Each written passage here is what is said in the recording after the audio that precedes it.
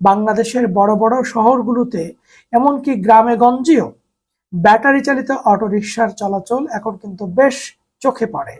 এখন এই কত রিক্সা আছে সেটা কেন জানা নেই, তার কারণ হচ্ছে এই রিক্সাগুলো অননুমোদিত এবং এগুলোর কোনো হিসাব নিকাশ আসলে নাই।